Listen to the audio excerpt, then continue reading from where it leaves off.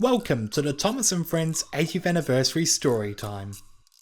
Today's story is Thomas's Train, based on the railway series by the Reverend W. Awdry, created by Britt Allcroft, read by John Hasler.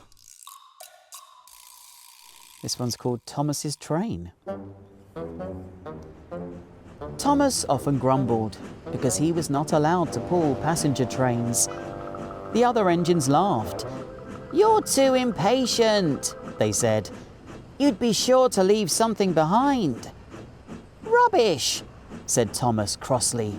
"You just wait. I'll show you." One night, he and Henry were alone.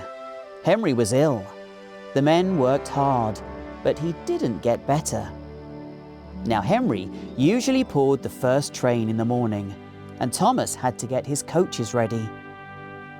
"If Henry is ill," he thought, "perhaps I shall pull his train." Thomas ran to find the coaches. Come along," he fussed. There's plenty of time, grumbled the coaches. He took them to the platform and wanted to run around in front at once, but his driver wouldn't let him. "Don't be impatient, Thomas," he said. So Thomas waited and waited. The people got in, the guard and station master walked up and down, the porters banged the doors, and still Henry didn't come. Thomas got more and more excited every minute.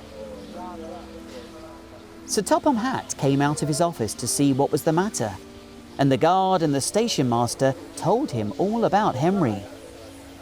"Find another engine," he ordered. "There's only Thomas," they said. "Then you'll have to do it then, Thomas. Be quick now." So Thomas ran around to the front and back down on the coaches ready to start. "Don't be impatient," said his driver. "Wait till everything's ready." But Thomas was too excited to listen to a word he said. What happened then, no one knows. Perhaps they forgot to couple Thomas to the train. Perhaps Thomas was too impatient to wait till they were ready. Or perhaps his driver pulled the lever by mistake. Anyhow, Thomas started. People shouted and waved at him, but he didn't stop. "They're waving because I'm such a splendid engine," he thought importantly. "Henry says it's hard to pull trains, but I think it's easy. Hurry, hurry, hurry," he puffed, pretending to be like Gordon. As he passed the first signal box, he saw the men leaning out, waving and shouting. "They're pleased to see me," he thought. "They've never seen me pulling a train before. It's nice of them to wave." And he whistled, "Peep, beep, thank you," and he hurried on. But he came to a signal at danger. "Oh, bother," he thought. "I must stop. And I was going so nicely too. Oh, what a nuisance signals are." And he blew an angry peep, peep on his whistle. One of the signalmen ran up. "Hello, Thomas," he said. "What are you doing here?" "I'm pulling a train," said Thomas proudly. "Can't you see?" "Where are your coaches then?" Thomas looked back. "Why, bless me," he said, "if we haven't left them behind." "Yes," said the signalman.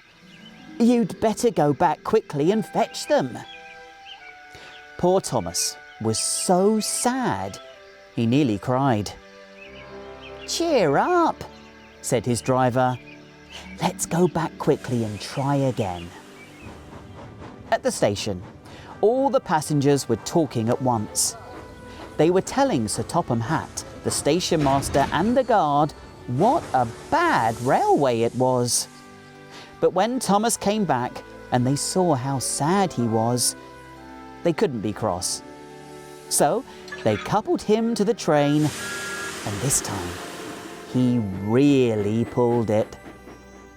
But for a long time afterwards, The other engines laughed at Thomas and said, "Look, there's Thomas, who wanted to pull a train, but forgot about the coaches."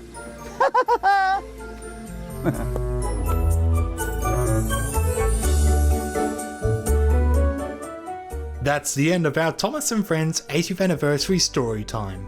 But listen out for more stories coming soon. Parents, if you like what you heard, like, review and subscribe to our channel. Tell your friends too.